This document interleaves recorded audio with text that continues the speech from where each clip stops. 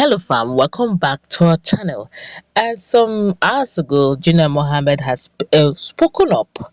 Mazen Abdikano spoke up. A lot of persons have been speaking up. Some are calling for restructuring. Some are calling for a separation of powers. A lot of things have happened in months, weeks, days, hours back. It has generated a lot of reactions. But right now, there's a synergy. All right, the Southeasterners have decided to do one impossible task they've not done in a long while.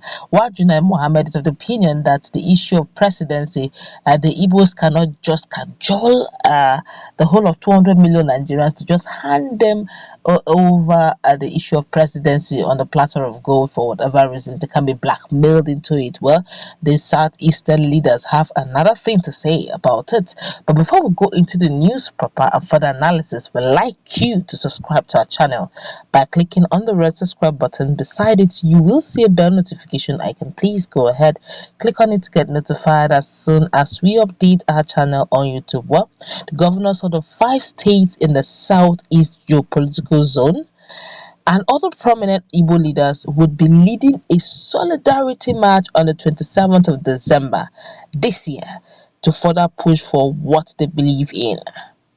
This was disclosed at a press briefing presided over by Chairman of Igbo World Assembly IWA, Dr. Nwachukwu Anakwenze in Awka, the Anambra State capital. The solidarity march it was gathered would hold simultaneously in all the Igbo-speaking states, particularly the southeast geopolitical zone, and will be led by the governors alongside other prominent Igbo leaders.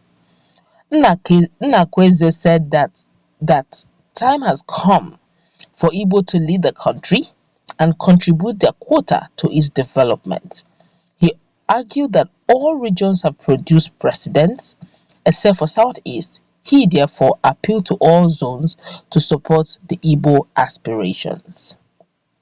All the regions of Nigeria have produced presidents, and it's now the turn of the Southeast region to provide good leadership for the good of all Nigerians so as to move Nigeria in a positive direction, he said.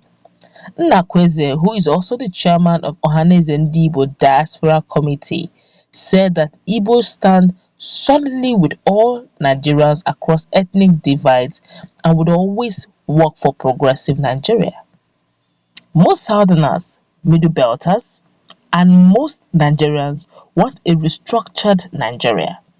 This was our goal and is still our goal for a sustainable future Nigerian nation that will last the test of time. We need a Nigeria where every component part is allowed a measure of autonomy and self-determination. IWA states that the predominant view in Nigeria is for restructuring of the country, and this should be the minimum that Ndigbo should demand so that every component part of this country can substantially harness its resources and develop at its own pace. We want to make one of the greatest countries on earth. God has blessed us with everything you can imagine except for good leaders. It's time to correct this.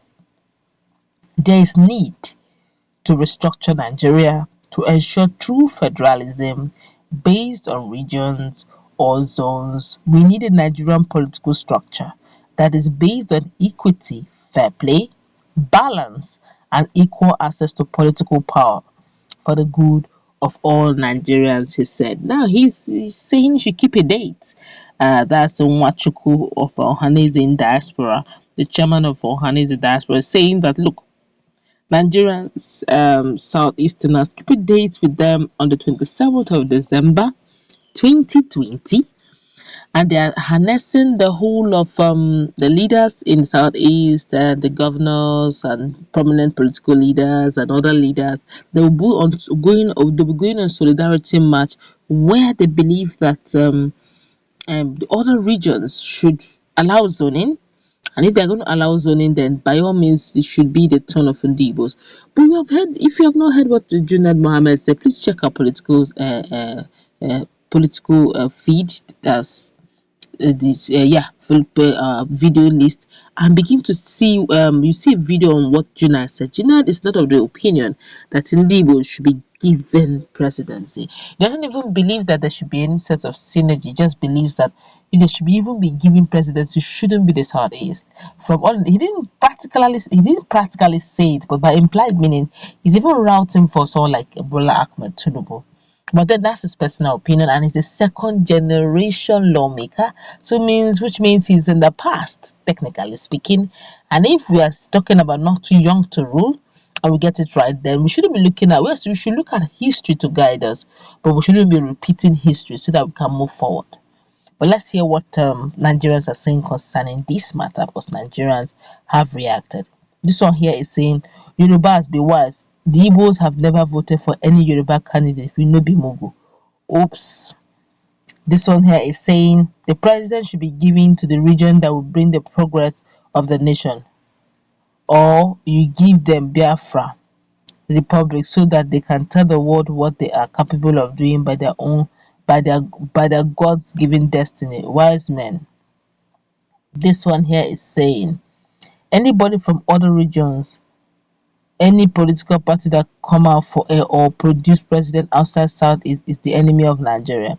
Enough is enough, enough is enough of the marginalization of Igbo Southeast. I am a Yoruba man but hate cheating with impunity being meted out to Southeast. A lot of persons, even some part of the North, some elder statesmen in the North are actually rooting for Igbo presidency. It's just some of them have actually come up clean and said, look, these guys have been marginalized politically. Even during the interview with Dele Momodu, that's an interview with Mazi Nnamdi Kanu, where Dele Momodu anchored it.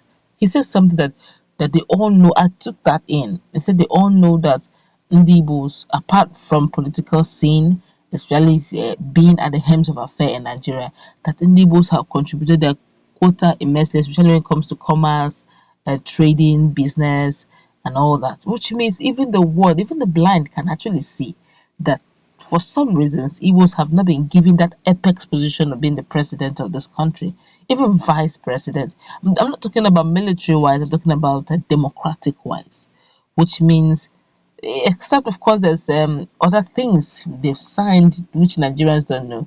If they have, they can put their ass together.